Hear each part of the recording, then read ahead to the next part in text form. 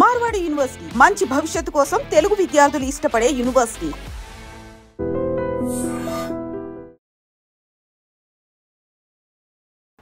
Welcome to I dream. నా పేరు లుంబిని.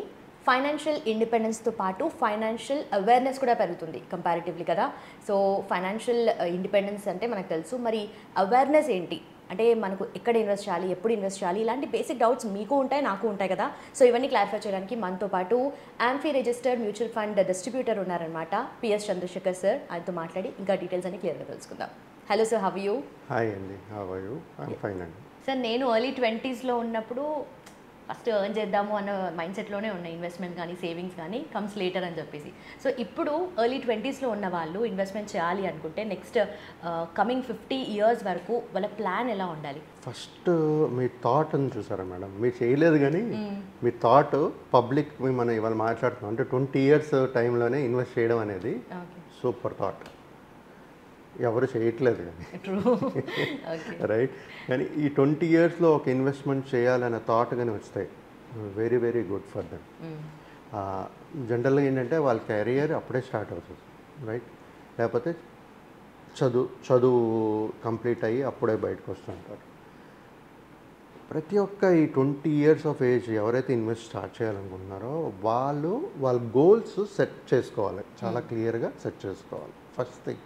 తర్వాత ఒక సోర్స్ ఆఫ్ ఇన్కమ్ అనేది వాళ్ళకి వస్తుంటుంది. సో ప్లానింగ్ అనేది ఎప్పుడు చేస్తారో, ఎప్పుడైనా ఇన్కమ్ ఉంటుందే కదా. సో ఇన్కమ్ ఉంది వాళ్ళకి. ఆ ఇన్కంలో కొత్త కాబట్టి ప్రతి ఒక్కరూ ఇప్పుడు మ్యూచువల్ ఫండ్స్ అయినా ట్రేడింగ్ అయినా భయపడుతుంటారు. మార్కెట్లో పెడతారు కదా, మనం ఏదైనా లాస్ అయిపోతామేమో, ఒక ఫియర్ అనేది ఉంటుంది. సో నేను అలాంటి 20 years ఏజ్ వాళ్ళకి నేను చెప్పేది ఏంటంటే ఒక సింపుల్ స్ట్రాటజీ. 50% మీ నీడ్స్కి వాడుకోండి, 30% మీ వాంట్స్కి వాడుకోండి, 20% ఇన్వెస్ట్ చేయండి రైట్. మీకు వచ్చిన ఇన్కమ్ ఏమవుతుందంటే యాక్చువల్గా ఇంకో రూల్ ఉంది, రూల్ ఆఫ్ 100 అంటారు. 100 - 20 years అయిందా అంటే 80% of the income should go to investments, ఈక్విటీస్కి వెళ్ళాలి, మిగతాది డెప్ట్కి వెళ్ళాలి, అంటే where we don't have a risk. Simple strategy. ఇప్పుడు మనం మాట్లాడుకునేది ఏంటి, 50, 30, 20% ఇన్వెస్ట్మెంట్స్ చేయాలని చెప్పాము మనం రైట్.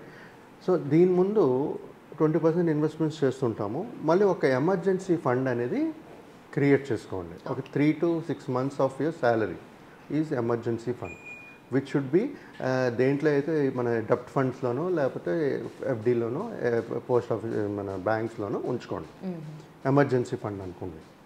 అది కాకుండా మనకి ఒకవేళ అప్పులు కానీ తీసుకుని ఉంటే ఆ 20 years పర్సన్ అప్పులు ఉన్నాయనుకోండి ఏదైనా రైట్, ఏదైతే ఎక్కువ ఇంట్రెస్ట్ రేట్ వడ్డీ ఉందో అలాంటి అప్పుల్ని ఫస్ట్ క్లియర్ చేయడానికి ట్రై చేయండి రైట్.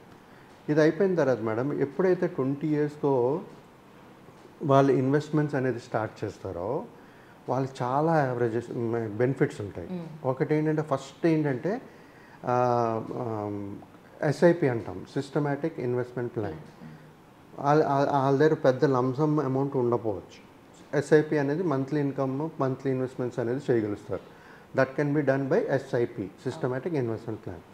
ఎస్ఐపి చేయడం వల్ల ఎర్లీ స్టేజ్లో మనం ఇన్వెస్ట్ చేయడం వల్ల మనకి కాస్ట్ యావరేజింగ్ అనేది అవుతుంటుంది. మార్కెట్లో పెడతాం కాబట్టి వాలటైల్ సిచ్యువేషన్స్లో ఎస్ఐపి చేసేటప్పుడు క్రమబద్ధంగా ప్రతి నెల మనకు కొంత అమౌంట్ పే చేస్తున్నాం. సో వాలటైల్ సిచ్యువేషన్స్లో మనకి కాస్ట్ యావరేజింగ్ అంటే ఒకవేళ మార్కెట్ పడింది అనుకోండి, నంబర్ ఆఫ్ యూనిట్స్ ఎక్కువ వస్తాయి at less NAV. So cost averaging అవుతూ ఉంటుంది అక్కడ. ఎప్పుడైతే మార్కెట్ రికవర్ అవుతుందో మంచి రిటర్న్స్ అనేది జనరేట్ అవుతుంటాయి. So cost averaging. ఇది కాకుండా కొంత సమయం అయిన తర్వాత ఈ పవర్ ఆఫ్ కాంపౌండింగ్ అంటే ఫస్ట్ మనం ఎప్పుడైనా ఒక ₹1,00,00,000 కూడబెట్టాలనుకోండి, ₹1,00,00,000 కూడబెట్టిన తర్వాత ఆ ₹1,00,00,000 2 కోట్లు 3 కోట్లు 4 కోట్లు చాలా ఫాస్ట్గా పెరుగుతుంది. దాన్నే పవర్ ఆఫ్ కాంపౌండింగ్ అంటారు. అంటే ఫస్ట్ ₹1,00,00,000 ఫర్ ఎగ్జాంపుల్ ఒక 7 years తీసుకుందాం అనుకోండి, next 1 crore will take almost 4.5 years. On ఎగ్జాంపుల్గా చెప్తున్నాను, మనకి నంబర్ ఆఫ్ ఇయర్స్ తగ్గిపోతుంది, మన doubling of that money will become faster. అది power of compounding in mutual funds. One of the best feature అండి ఈ పవర్ ఆఫ్ కాంపౌండింగ్. చిన్నప్పటి నుంచే చేసేటప్పుడు వాళ్ళ వెల్త్ అనేది మంచి వెల్త్ క్రియేట్ చేసుకోగలుగుతారు. మేడం ఇది కాకుండా ఎప్పుడైతే 20 years మనం జాబ్ చేస్తామో మన ప్రొఫెషనల్ లైఫ్ పెరుగుతుంటుంది కదా. Every year will get some kind of increments. So మన స్టార్ట్ చేసే అమౌంట్ 20% ఏదైతే ఇన్వెస్ట్మెంట్స్ చేయాలన్నానో దాన్ని మీరు ప్రతి నెల ప్రతి సంవత్సరం ఒక 5% 10% మీకు 20% ఇంక్రిమెంట్ వచ్చిందనుకోండి, ఒక 5% 10% పెంచుకోండి SIP amount. So wealth will create more and more and more. So ఇవన్నీ ఎప్పుడైతే 20 years నుంచి మనం చేస్తామో మనకి రెస్పాన్సిబిలిటీస్ అనేది ఉండదు, అందరికీ ఉండదు. కొంతమందికి ఉండొచ్చు, ఎందుకంటే మేబీ ఒక పేద ఫ్యామిలీ నుంచి లో క్లాస్ ఫ్యామిలీ నుంచి వచ్చిన వాళ్ళు, వాళ్ళకి ఏమి లేని వాళ్ళు, వాళ్ళకి రెస్పాన్సిబిలిటీస్ ఫ్యామిలీని చూసుకోవాలి వీళ్ళు చూసుకోవాలని ఉంటుంది. సో అలాంటి వాళ్ళు ఏదో ప్లాన్ చేసుకుని ప్లానింగ్ అనేది చేసుకుంటూ ఇన్వెస్ట్ చేయాలి. బట్ ఏమి లేని వాళ్ళు they can do all these things, increase చేసుకోవచ్చు, అన్నీ చేసుకోవచ్చు. మేడం ఇంకోటి ఏంటంటే ఈ 20 years ఆఫ్ ఏజ్ ఎవరైతే ఇన్వెస్ట్ చేస్తారో మ్యూచువల్ ఫండ్స్ ఎప్పుడు మేము ఏం చెప్తామంటే your investment should be diversified. General diversification అనుకోండి ఫర్ ఎగ్జాంపుల్, అంటే మ్యూచువల్ ఫండ్స్ పక్క పెడదాం ఫస్ట్. జనరల్ డైవర్సిఫికేషన్ ఏంటి, మీరు ఒక ఎఫ్డీలో పెట్టుకోండి, కొంత పోస్ట్ ఆఫీస్లో పెట్టుకోండి, లేకపోతే రియల్ ఎస్టేట్ కొనుక్కోండి, ప్లాట్ కొనుక్కోండి, కొంత అమౌంట్ స్టాక్స్లో ఇన్వెస్ట్ చేయండి, కొంత అమౌంట్ మ్యూచువల్ ఫండ్స్లో చేయండి. దీన్ని జనరల్ డైవర్సిఫికేషన్ అంటాం, రైట్. అదే మ్యూచువల్ ఫండ్లో మేమేం చెప్తాం, మ్యూచువల్ ఫండ్ డిస్ట్రిబ్యూటర్ కాబట్టి విత్ ఇన్ మ్యూచువల్ ఫండ్ కూడా మీరు డైవర్సిఫై చేసుకోవచ్చు. మీకు సేఫ్ సైడ్ అన్ని ఇన్వెస్ట్మెంట్ అన్నీ ఉంటాయి మీకు. సో మ్యూచువల్ ఫండ్లో ఇన్వెస్ట్ చేసేటప్పుడు ఈక్విటీ అనేది ఒకటి ఉంటుంది, which is link to market. Market ఎలా వాలటైల్ ఉంటుందో అలాగే మన రిటర్న్స్ కూడా ఉంటుంది. బట్ లాంగెస్ట్ స్ట్రాటజీ చూసుకుంటే మార్కెట్ రిటర్న్స్ అనేది హెల్దీ రిటర్న్స్ 12 to 15% అని యావరేజ్ ఇచ్చింది.